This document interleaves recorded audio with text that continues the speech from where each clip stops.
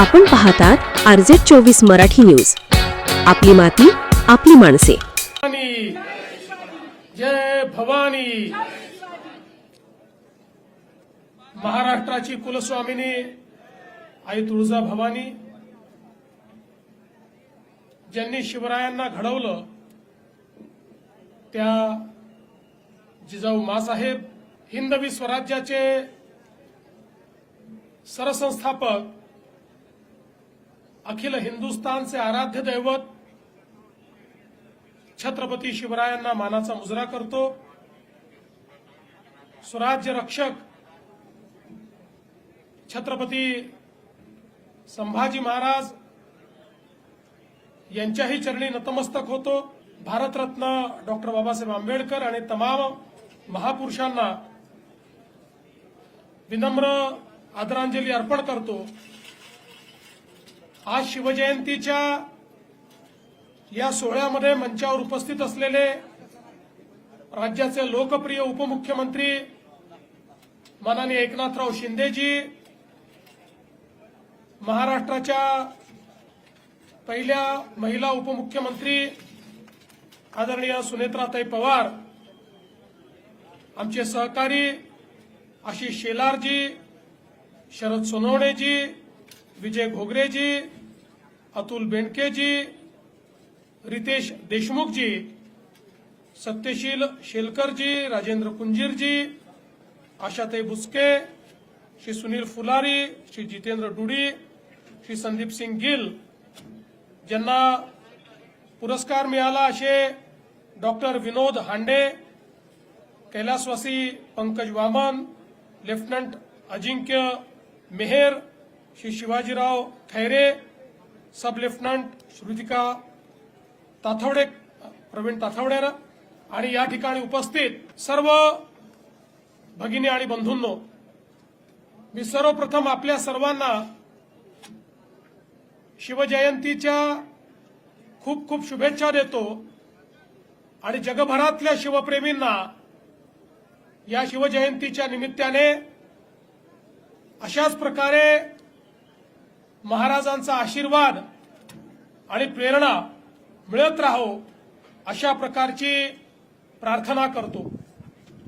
आपण सगळे जाणतो की छत्रपती शिवराय नसते तर या भारताचा इतिहास जो आज आपण पाहतोय, या भारताचा भूगोल जो आज आपण अनुभवतोय, यापैकी काहीही राहिलं नसतं. खऱ्या अर्थानं ज्या काळामध्ये या उभ्या हिंदुस्थानामध्ये अनेक राजे आणि राजवाडे मोगलांचं मंडलिकत्व स्वीकारून त्या ठिकाणी काम करत होते, अशा परिस्थितीमध्ये आई जिजाऊ माँसाहेबांनी छत्रपती शिवरायांना घडवलं आणि घडवताना सांगितलं की तुम्हाला या मराठी मुलकाला, या हिंदुस्थानाला या मोगलांच्या जोखडातनं मुक्त करायचं आहे आणि या ठिकाणी रयतेचं राज्य स्थापित करायचं आहे.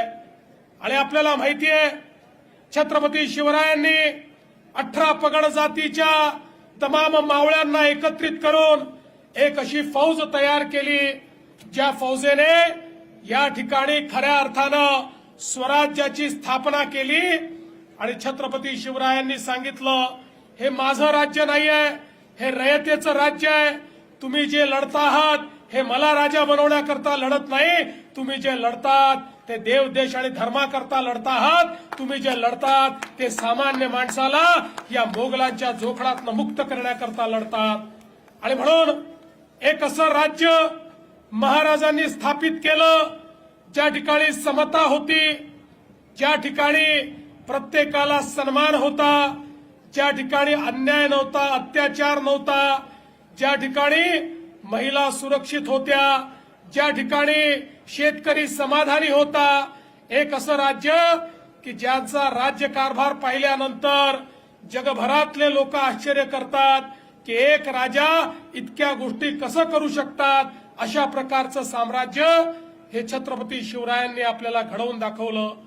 शिंदे साहेबांनी सांगितलं कशा पद्धतीनं महाराजांनी या ठिकाणी वेगवेगळ्या व्यवस्था उभ्या केल्या, मग राज्य चालवण्याकरताची व्यवस्था असेल, 50 प्रकारचे कर संपवून एकच कर आणि तो कशा पद्धतीनं वसूल होईल याची कर पद्धती असेल, पाण्याचं नियोजन असेल, जंगलांचं नियोजन असेल, आणि एवढंच नाही तर भारताच्या इतिहासामध्ये हा पहिला राजा होता, आमचा राजा, की ज्यांनी ओळखलं की आपला पुढचा शत्रू हा समुद्राच्या मार्गाने येणार आहे आणि त्यामुळे जलदुर्ग बांधून आपल्या पश्चिमी किनाऱ्याला संरक्षित करण्याचं काम हे छत्रपती शिवरायांनी केलं. आणि पहिल्यांदा पोर्चुगीजांचा पराभव केल्यानंतर जोपर्यंत छत्रपतींचं शासन होतं तोपर्यंत समुद्री मार्गे येण्याची हिंमत कुठल्याच देशाच्या कुठल्याच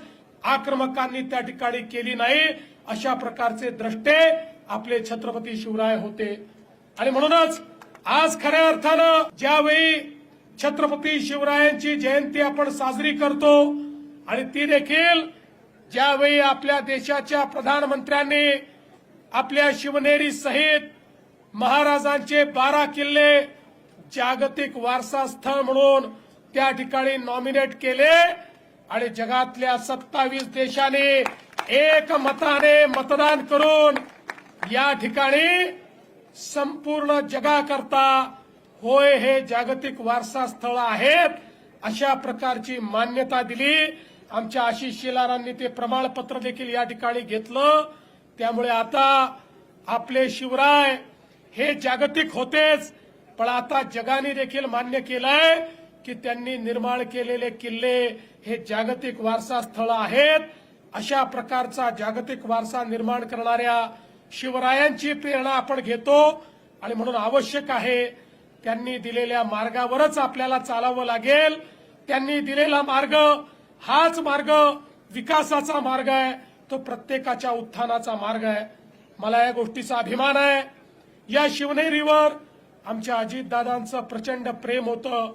मागच्या काळात आम्ही घोषणा केली होती या महाराष्ट्रातले शिवरायांचे सगळे किल्ले हे आम्ही अतिक्रमण मुक्त करू आणि आज मला सांगताना आनंद वाटतो पुणे जिल्ह्यातले सगळे किल्ले आता अतिक्रमण मुक्त झालेले आहेत. एकही किल्ला या ठिकाणी अतिक्रमण नाही. मी आज या निमित्ताने मराठा सेवा संघाला आश्वस्त करू इच्छितो, आपण जे निवेदन दिलेलं आहे त्याच्यावर आम्ही नीट काम करू आणि 2030 साली महाराजांची 400वी जन्मशताब्दी ज्यावेळेस आपण साजरी करू त्यावेळी निश्चितपणे अतिशय भव्य जगभराचे डोळे दिपतील अशा प्रकारची शताब्दी ही आपण साजरी करू हा विश्वास देतो. शरददादांनी देखील या ठिकाणी जे मुद्दे मांडले आहेत त्या मुद्द्यांवर राज्य सरकार काम करेल हा विश्वास व्यक्त करतो आणि पुन्हा एकदा आपल्या सर्वांना शिवजयंतीच्या शुभेच्छा देत माझं बोलणं संपवतो. जय भवानी, जय शिवाजी. बातम्या आवडल्यास लाईक करा, कॉमेंट करा आणि सबस्क्राईब करायला विसरू